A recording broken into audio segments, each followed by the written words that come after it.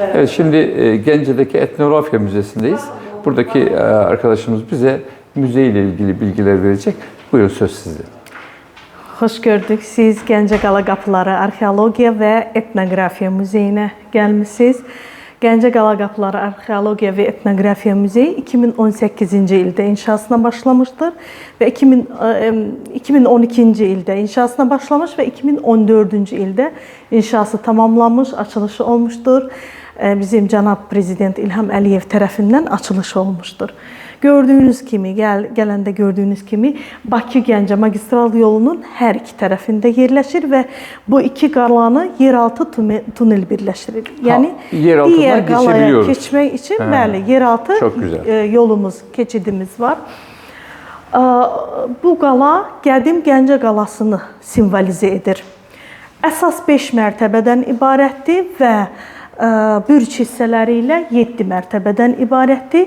Birinci mərtəbələrdə yəqin ki gördünüz, orada mozaika üslubunda fotoşəkillər sərgilənib. Bu da dahi şairimiz Nizami Gəncəvinin və onun xələflərinin və sələflərinin fotoşəkilləri sərgilənib.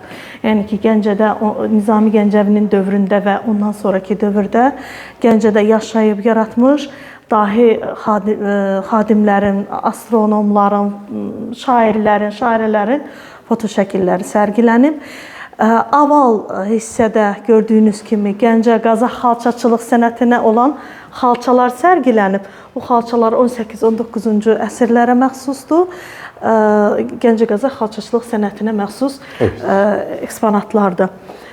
Bu mərtəbədə, ikinci mərtəbədə sağ tərəfdə sizdə, yəni gördüyünüz eksponatlar arxeoloji qazıntılar zamanı qədim Gəncə ərazisində tapılan əşyalardır. Məişətdə istifadə olunan müxtəlif növ əşyalardır.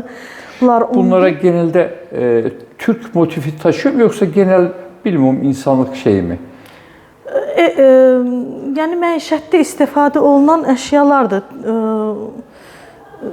Orada yaşayanlar deyəndə, yəni Gəncədə, bəli, Gəncə ərazisində yaşayan insanların yəni istifadə etdikləri əşyalar. Koç motifleri, bunlar ben de tarih öğretmeniyim, abideler. Oradan biliyorum. Koç motifleri bizim her tarafımızda, kendi köyümüzde bile var. Genelde böyle, hatta bizde genç ölenlerin üstüne konulur, mezarın üstüne. Bu koçtur, yani gençtir anlamında şeydi. Her tarafta görmek mümkün. Ama buradaki mesele daha farklı bir şekilde. Koç güc rəmzi, güc simvoludur, güc simvolu olduğu kimi, bəli. Qoç və at figurudur.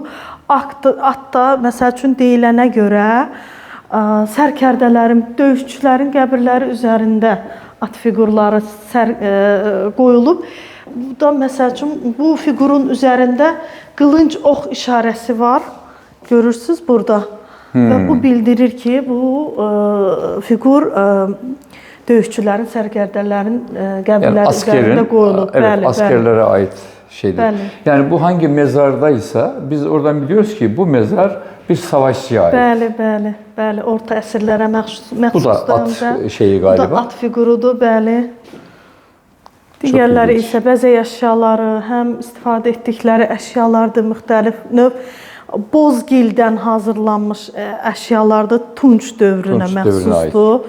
Sarıgildən hazırlanmış saxsı qablardır, müxtəlif ölçüdə küplər olub, qazanlar, qablar, su borularıdır. 12-ci əsrdə Gəncə şəhərinin suyun təminatını, yəni suyu vermək üçün istifadə ediblər.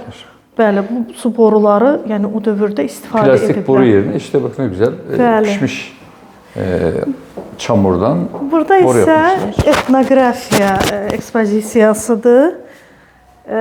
Məişətdə istifadə olunan əşyalardır. Məsəl üçün, yun darağıdır.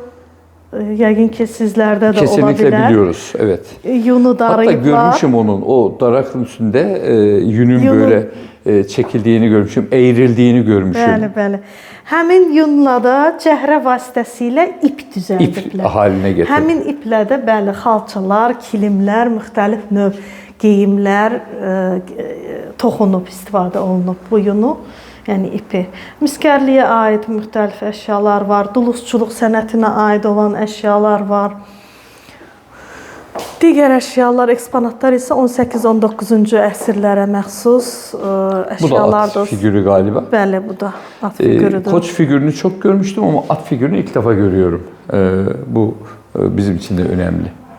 Ümumiyyətlə Azərbaycanın müxtəlif bölgələrində var. Bir tək Gəncədə deyil, müxtəlif bölgələrdə bu figurlardan mövcuddur, var. Bunlardan lampalardır, samavarlar, çay dəzgahları.